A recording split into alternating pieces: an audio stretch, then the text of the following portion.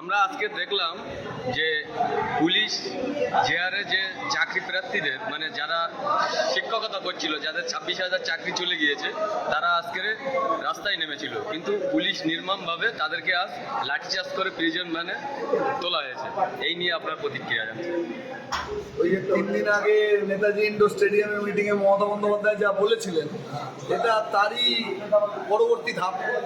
ওখানে উনি যা বলেছেন তাতে উনি অযোগ্য যারা টাকার বিনিময়ে ঢুকেছে তাদেরকে রক্ষা করতে চান, আর এই রক্ষাটা যাতে পায় তার জন্য ও যোগ্যর কথা বলেছে। কিন্তু যোগ্য আর অযোগ্য এইটা তো মমতা বন্দ্যোপাধ্যায় জানে, ওর ভাইরা তো এই কাজ করেছে। ওনার নির্দেশ ছাড়া এই কাজ তো বাংলায় কেউ করতে পারবে না। পুলিশ তার নাকের ডগাতে লক্ষ লক্ষ টাকা একটা গ্রাম থেকে উঠেছে, কোটি কোটি টাকা উঠেছে। একটা পাতা পড়লে পুলিশ বুঝতে পারে, অথচ এত কোটি কোটি টাকা উঠছে বুঝতে পারেনি। তাহলে এরা সকলে মিলে যেটা চেয়েছে, একটা জঘন্য দুর্নীতির রাজত্ব, শিক্ষা ব্যবস্থাকে শেষ করা, আর এদের মানে কোটি হাজার হাজার কোটি টাকার পাহাড়ে বসে থাকে। আজকে যোগ্য প্রার্থীরা, শিক্ষকরা কাজ হারিয়েছে মমতা বন্দ্যোপাধ্যায়ের জন্য, তার নিকৃষ্ট নোংরা একটা রাজের জন্য, সরকারের জন্য। কিন্তু ওরা চাইলে কি করে হবে? কিন্তু আমরা বন্দ্যোপাধ্যায় তো চান না। কাজেই মমতা বন্দ্যোপাধ্যায়ের পুলিশ এদের ওপরে এই দমন পীড়ন চালাবে, সামনের দিনে আরো বেশি চালাবে। এক সময় এদেরকে মমতা বন্দ্যোপাধ্যায় বলবেন তোমাদেরকে চিনি না। এইখানে এই 26,000-এর মধ্যে যারা যোগ্য ছিল, যারা নিজেদের মেধাতে চাকরি পেয়েছিল, পয়সা দিয়ে নয়, এদের পরিবারগুলো পথে বসানোর জায়গায় মমতা বন্দ্যোপাধ্যায় নিয়ে যাবে। কিন্তু আমরা দেখলাম নেতাজি ইন্ডোর স্টেডিয়ামে মমতা বন্দ্যোপাধ্যায় বলেছে যে যোগ্য অযোগ্য বাছাই করার সময় আমাদেরকে দেয়নি কোর্ট, এবং এর দায় সিপিআইএম এবং বিকাশ রঞ্জন ভট্টাচার্যকে দিয়েছে। এর মতামত কি?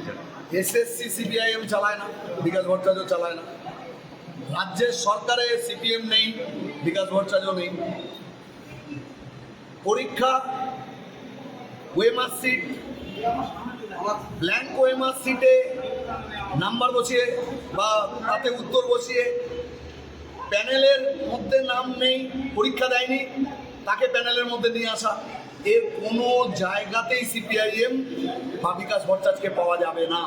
যাদেরকে পাওয়া যাবে তা হচ্ছে তৃণমূল সরকার নিয়ন্ত্রিত বিভিন্ন আমলা, তৃণমূলের নানান রকমের দালাল, নেতা, বান্ধবী, তাদের ফ্ল্যাট, তাদের জমি, মাটির তলার টাকা, ফ্ল্যাটের ভেতরে আলমারিতে টাকা, এগুলো সব দেখা যাচ্ছে।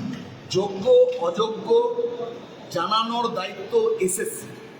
সেই এসএসসিকে নির্দেশ কারা দেবে? সিপিএমের নির্দেশে তো এসএসসি চলে না, বিকাশ ভট্টাচার্যের নির্দেশেও এসএসসি চলে না। তাহলে তার আমলারা কালীঘাটের নির্দেশেই চলে। পশ্চিমবাংলায় এমন কোন থানা আছে যেটা সিপিএমের বুদ্ধিতে চলে, বিকাশ ভট্টাচার্যের বুদ্ধিতে চলে? তাহলে এরা সকলেই চলে কালীঘাটের নির্দেশে, তার বুদ্ধিতে। তাহলে গোটা অ্যাডমিনিস্ট্রেশন, যত এসডিও, যত বিডিও, যত এসপি, যত থানার আইসি, পশ্চিমবাংলার সমস্ত অ্যাডমিনিস্ট্রেশন তা মমতার কথায় চলে। তাহলে এই সব যোগ্য অযোগ্য, টাকার বিনিময়ে চাকরি দেওয়া, এর পরতে যুক্ত আছে তৃণমূল সরকার, তৃণমূলের সুপ্রিমো, তৃণমূলের বড় বড় নেতারা, যারা জেলে আছে আর যারা জেলে নেই, তারা সকলে মিলে। তারা জানে এখানে সিপিএমকে দোষ দিয়ে লাভটা কি আছে, বিকাশ ভট্টাচার্যকে দোষ দিয়ে লাভ কি আছে। উনি বলেন না আইনের পথে চলবে, তৃণমূলের তো বাধা লব্ধ, সবাই বলে। তো আইন সেইখানে গেছে, কিন্তু এই যোগ্য শিক্ষকদের চাকরি যেত না যদি মমতা বন্দ্যোপাধ্যায় তিনি যদি এই যোগ্যদের তালিকাটা সুপ্রিম কোর্টে বলে দিতেন, বা অযোগ্যদের তালিকাটা সুপ্রিম কোর্টের কাছে দিতেন, এখনো হয়তো এই যোগ্য শিক্ষকরা তাদের চাকরিতে পুনর্বহাল হতে পারেন, যদি তৃণমূল তার নেত্রী মমতা বন্দ্যোপাধ্যায় এই তালিকাটা করে দেয়।